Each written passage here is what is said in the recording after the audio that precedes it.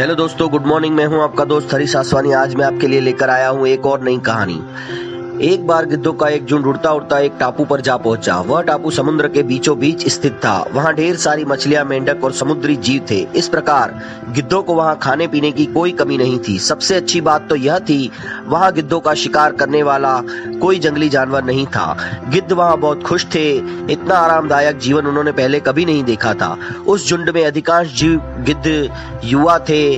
वे सोचने लगे कि अब जीवन भर इसी टापू पर रहना है, यहाँ से कहीं नहीं जाना, क्योंकि इतना आरामदायक जीवन कहीं और नहीं मिलेगा।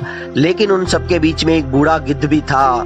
वह जब युवा गिद्धों को देखता तो चिंता में पड़ जाता। वह सोचता कि यहाँ के आरामदायक जीवन का इन युवा गिद्धों पर क्या असर पड़ेगा। क्या ये वास्तविक जीवन का अर्थ समझ पाएंगे? यहाँ इनके सामने किसी प्रकार की चुनौती नहीं है। ऐसे में जब कभी मुसीबत इनके सामने आ गई तो ये कैसे उनका मुकाबला करेंगे? बहुत सोचने के बाद एक दिन बूढ़े गिद्ध ने सभी गिद्धों की सभा बुलाई।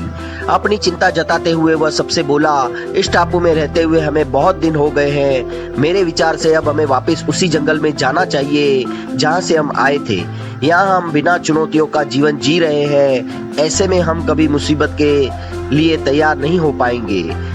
युवा गिद्धों ने उसकी बात सुनी अनसुनी कर दी। उन्हें लगा कि बढ़ती उम्र के असर से बूढ़ा गिद्ध सठिया गया है, इसीलिए ऐसी बेकार की बातें कर रहा है। उन्होंने टापू की आराम की जिंदगी छोड़कर जाने से मना कर दिया।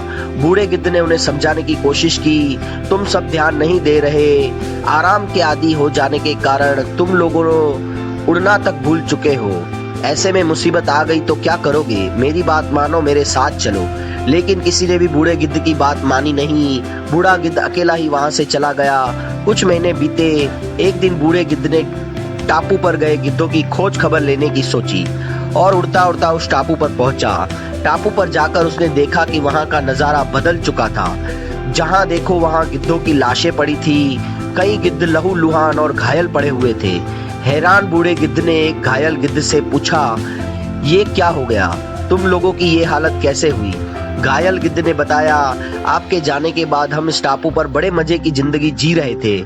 लेकिन एक दिन एक जहाज यहाँ आया और उस जहाज से यहाँ चीते छोड़े गए। शुरू में तो उन चीतों ने हमें कुछ नहीं किया, लेकिन कुछ दिनों बाद जब उन्हें आभास हुआ कि हम उड़ना भूल चुके हैं, हमारे पंजे और नाखून इतने कमजोर पड़ गए हैं कि हम तो किसी पर हमला भी नहीं कर सकते और न ही अपना बचाव कर सकते हैं, तो उन्होंने एक एक कर मार कर खाना शुरू कर दिया।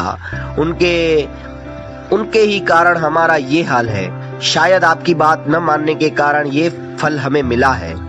दोस्तों, इस कहानी से हमें सीख मिलती है, अक्सर कंफर्ट जोन में जाने के बाद उससे बाहर आ पाना मुश्किल होता है। ऐसे में चुनौतियां आने पर उसका सामना कर पाना आसान नहीं होता। इसीलिए कभी भी कंफर्ट जोन में जाकर खुश न हो जाएं। खुद को हमेशा चुनौतियां, चैलेंज देते रहें और मुसीबतों के लिए तैयार रहें। जब तक आप चुनौतियों का सामना करते रहेंगे, आगे बढ़ते रहेंगे।